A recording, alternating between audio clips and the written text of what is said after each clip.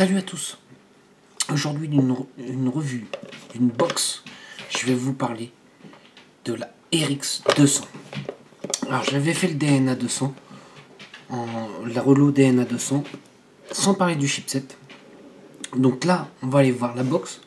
Comme d'habitude, on va aller voir ce qu'il y a à l'intérieur, les quelques petites manipulations, et après on va voir ce que j'en pense. Allez, à tout de suite en gros plan. Donc nous voilà en gros plan. On va aller voir un petit peu ce qu'il y a autour de la boîte. Donc elle change un petit peu par rapport au DNA 200. Donc derrière, il y a un petit scratch code pour voir ce qu'il y a à l'intérieur. Enfin, pour voir si c'est une originale. Ce qu'il y a à l'intérieur.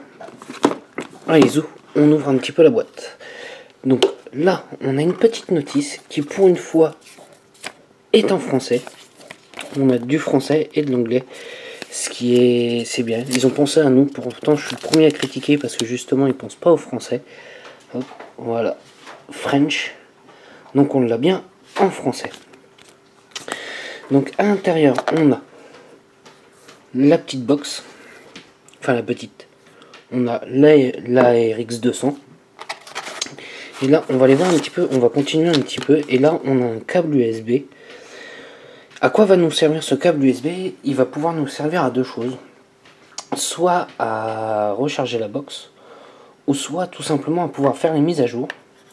Puisque sur celle-ci, on ne peut pas aller avec eScribble pour faire un peu ce qu'on veut avec par rapport au DNA 200. Mais par contre, c'est un chipset de chez Joyetech qui nous permet de pouvoir faire des mises à jour assez simplement. Donc je vais mettre ça de côté.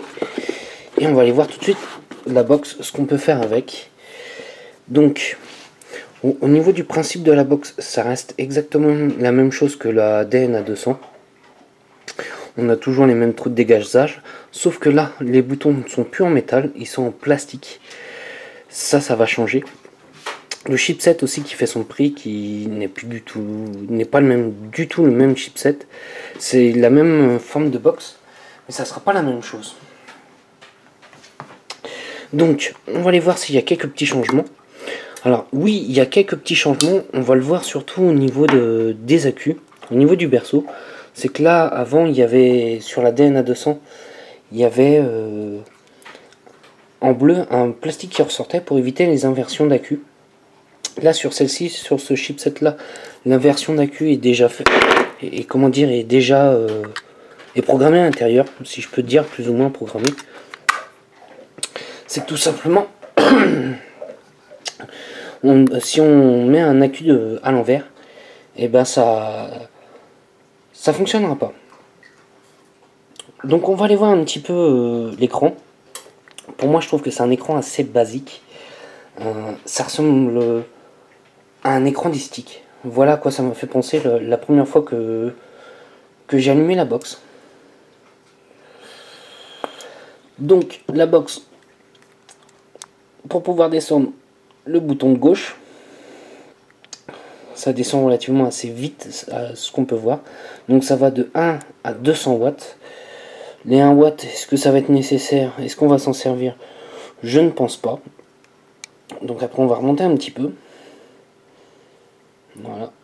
Au bout d'un moment ça remonte assez vite. Alors, quelques petites manipulations. Alors là je suis en watts. Donc c'est-à-dire que je ne suis pas en contrôle de température.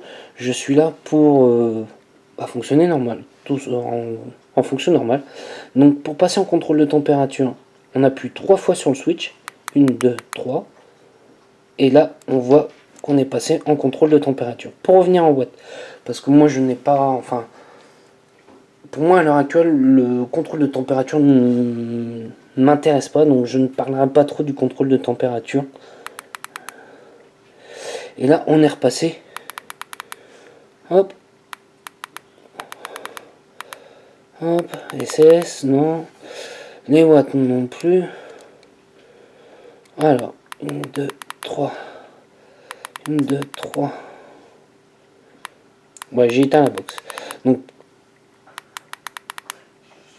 voilà, là on est bon. Donc là, pour quelques petites manipulations. Alors, je vais éteindre la box. Et là par contre ce que je vais faire, c'est que je vais rester appuyé sur le bouton de gauche et sur le bouton Fire. Et là ça va nous afficher un petit quelque chose, il faut rester un petit peu appuyé dessus. Voilà, alors là on peut voir BAT. Et ça nous donne le niveau de charge de chaque accu différent. Donc je vois que je suis à 3 volts 80, 3 volts 84 et 3 volts 81. Ça c'est quelque chose qui n'est pas expliqué dans la notice. C'est pour ça que je me permets de le montrer. C'est ce qui va être intéressant. Je pense les petites choses un petit peu cachées. Alors, il faut savoir qu'il y a 2-3 petites choses. On a un mode furtif sur la box, donc je vais rallumer la box. Donc le mode furtif, qu'est-ce que ça sert en fait? C'est pour éviter que l'écran reste allumé en permanence. Donc dès qu'on va appuyer sur un bouton, il va se mettre en route. Donc je vais hop, feu et bouton droit, sleep off. Donc là vous avez vu l'écran s'éteint. Par contre dès que je vais appuyer dessus, ça se rallume. Et ça se rééteint quasiment automatiquement. Donc pour le remettre normalement, on rappuie sur la même chose. Et voilà, on. Pour pouvoir verrouiller, c'est-à-dire pour éviter de monter et descendre comme je fais là, on appuie sur les deux boutons et ça lock. Par contre, si j'appuie, ça va fonctionner.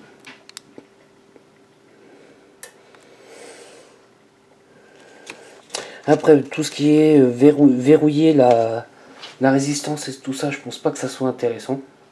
Enfin, pour moi. Par contre, ce qu'on peut faire, c'est pouvoir refaire la rotation de l'écran. Donc, c'est-à-dire que là, dans ce sens-là, et le mettre dans l'autre sens.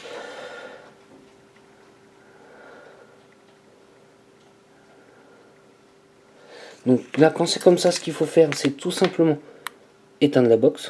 1, 2, 3, 4, 5. Et là, j'appuie sur les deux boutons.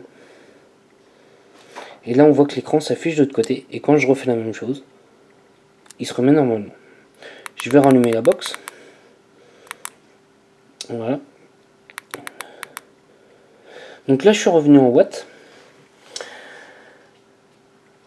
Ce qu'on peut voir là, c'est la résistance qu'on va avoir. Juste en dessous, le nombre de volts, la puissance que l'on demande et le niveau de charge de batterie. Voilà. On va se retrouver tout de suite en plan large pour voir un peu comment ça va et ce que j'en pense un peu de cette box là. Donc nous revoilà. Alors cette petite box là, qu'est-ce que je vais en penser? Qu'est-ce que ses points positifs, ses points négatifs? Enfin ses points, ce que j'aime et ce que j'aime pas dans cette box là. Ce que j'aime bien, c'est son autonomie. Ça va être comparé à la DNA 200. Il n'y a pas grand chose qui va changer. C'est pour ça que je pense que là-dessus, sa forme, que j'aime beaucoup. Par contre, son inconvénient pour moi, c'est son poids. Alors, par contre, cette box, c'est un peu je t'aime, moi non plus. J'aime bien cette box. J'aime bien sa forme et tout ça. Ça, c'est comparé au DNA 200. J'ai rien à dire. Par contre, ce que j'aime pas, je trouve que c'est une box qui est très bavarde. Pourquoi je dis ça? Comparé au DNA 200, où je mettais mon dripper, j'avais pas de problème. Ça fonctionnait à chaque fois et tout ça. Là, ça m'est déjà arrivé d'avoir des check atomiseurs et tout ça que je n'avais pas justement avec ce DNA. Cette box là, au niveau des résistances apparent à partir de 0,1 ohm jusqu'à 3,5 ohm. Pourquoi 0,1? L'avantage du DNA, c'est que ça, on ne le voit pas sur la box, mais avec eScript, on peut voir que ça prend jusqu'à 3 chiffres après la virgule. Et là, justement, c'est ça qui me gêne un peu avec cette box là. Par contre, il y a une grosse différence de tarif. Toutes ces petites choses là, comparé au DNA 200, tout ce qu'on peut faire, les petits plus, l'écran, l'affichage, la précision qu'il a. Là, moi, je dirais que ce chipset là n'a pas la même précision. Est-ce que je ressens un temps de latence? Oui, au début, j'ai ressenti un petit temps de latence.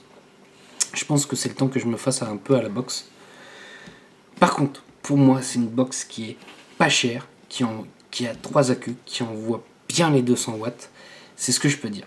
C'est pour ça que je dis c'est une box, c'est je t'aime moi non plus.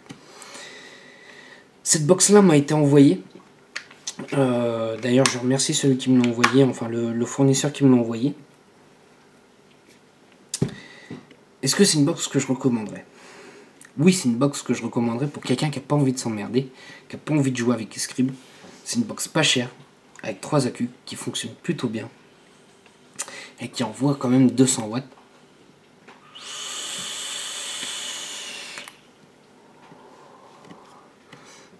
Qui envoie quand même vraiment très bien les 200 watts. Bon, là je suis pas à 200 watts, mais une box qui envoie plutôt bien. Comme je disais, j'avais l'impression de sentir un temps de latence. Là, je m'y suis fait, ça fait quelques semaines, enfin quelques jours et quelques semaines que je suis dessus. Donc ça, là-dessus, non, j'ai rien à dire. Est-ce que c'est une box que je recommanderais? Oui, c'est une box que je recommanderais pour les petits budgets et pour ceux qui n'ont pas envie de jouer au geek avec sa box. Voilà. Moi, c'est ce que je peux dire sur cette box-là. C'est mon petit retour.